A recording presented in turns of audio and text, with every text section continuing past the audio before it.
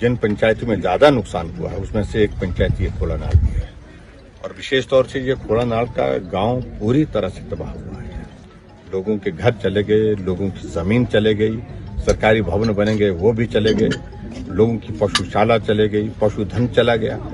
और उसके बावजूद 3 महीने बीतने के बावजूद भी हम राहत की दृष्टि से यहाँ पूछ रहे थे जब साथियों को, तो मुझे अफसोस है इस बात को लेकर के। घोषणा तो बहुत कही है कि हमने राहत का पैकेज दिया है जो आज से पहले कभी नहीं हुआ, लेकिन यहाँ अभी तक किसी व्यक्ति को राहत मिली ही नहीं। मैं यही कार्यक्रम में ही पूछ रहा था किसी को राहत मिली, बोलते मिली नहीं।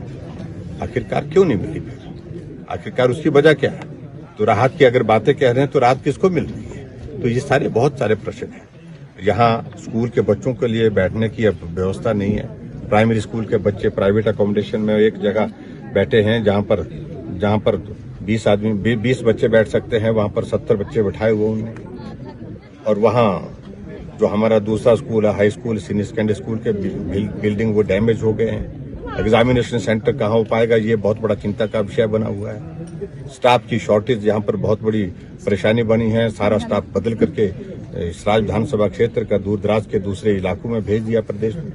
तो इस प्रकार से कांग्रेस व्यवस्था परिवर्तन की बातें कर रहे हैं और लोगों की समस्याओं का समाधान करने के लिए जिस सरकार को चुना गया है देश की जनता द्वारा, उनकी समस्याओं को और बढ़ाने का काम कर रही है। और मैं उम्मीद करता हूं कि बहुत जल्दी जो डैमेज हुआ है उस डैमेज की भरपाई करने के लिए पैसा स्वीकृत हो और सुनिश्चित करें कि जो पैसा उन परिवारों को मिलना चाहिए जिनको नुकसान हुआ है, जिनके परिवार का घर चला गया है, तो उन लोगों को उसका जो राहत के रूप में